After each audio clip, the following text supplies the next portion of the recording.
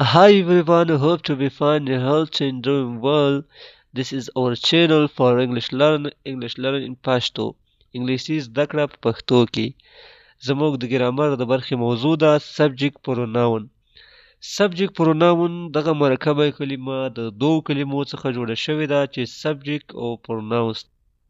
subject کوي فاعل ته، عمل ترسره کوونکي ته. د rule of an action the rule of an action is called subject. عمل ترسره کوونکي ته subject وي. pronouns دا هغه کلمه ده چې د نوم د تکرار مخه نیسي. instead of noun د نوم پر ځای موږ استعمالوو، او avoid of noun د نوم د تکرار مخه کوي. موږ سره subject pronouns دا اووه دانې دي. دغه اووه دانې subject pronouns په دې ډول دي: I, we, you, they, he, she او it. د I پښتو معنا ده زه. For example زه وایم I go to school، زه مکتب ته ځم. د we معنا ده موږ. For example زه وایم we go to school، موږ مکتب ته ځو. د یو پښتو معنا ده ته یا تاسو. د ته د پاره هم راځي، د یو کس د پاره، او د تاسو د ډیرو خلکو د پاره هم راځي، لکه you go to school، ته یا تاسو مکتب ته ځئ. دی معنا ده THEY، دی معنا ده دوی. که وایم دی go to school، دوی مکتب ته ځي. او هی د غایب سړي د پاره راځي یا غایب نارینه د پاره. وایم he go to school، هغه سړی مکتب ته ځي یا هغه نارینه مکتب ته ځي. she د ښځینه د پاره، غایب د پاره استعمالیږي. for example زه وایم چې she go to school، هغه مکتب ته ځي. او it د بېجانه د پاره استعمالیږي، چې سا نه لري، د هغه شیانو د پاره استعمالیږي. For example زه وایم it is a door، دا یوه دروازه ده.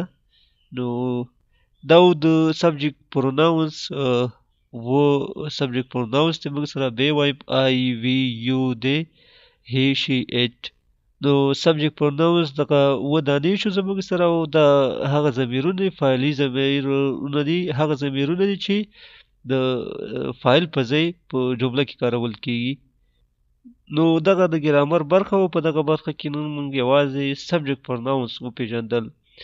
راځو د لغاتونو برخې ته. beans beans beans beans وی لوبیا ته. chickpeas chickpeas chickpeas chickpeas وی چولې ته. black pepper black pepper black pepper وی تور مرچ ته. corn corn corn corn وی وږي ته. CORN corn دا وی وږي ته. mint mint mint وی پودینې ته. green chili green chili green chili green chili وی شین مرچک ته. red chili red chili red chili red chili وی سور مرچک ته. bitter gourd bitter gourd bitter gourd وی کریلې ته. درنو قدرمندو لیدونکو دا د لغاتونو برخه وه. راځو د جملو برخې ته. خو دغه ښځه مخکې کله ما دلته نه ده لیدلې. but I have never seen her before but I have never seen her before. آیا هغه دلته په ړومبي ځل راغلې ده؟ آیا هغه دلته په ړومبي ځل راغلې ده؟ has she come here for the first time has she come here for the first time. نه هغه ته په ړومبي ځل وکته. نه هغه ته په ړومبي ځل وکته. No you saw her for the first time. No you saw her for the first time. د دې دا مطلب نه دی چې هغه دلته نه راځي. د دې دا مطلب نه دی چې هغه دلته نه راځي. It doesn't mean that she doesn't visit here. It doesn't mean that she doesn't visit here. هو کېدای شي.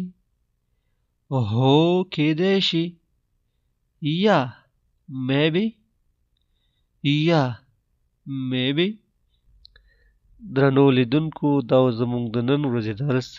هیله ده چې ګرامر، لغتونه او جملې در سره یادې کړئ. تر بیا ښه وختونه. السلام علیکم.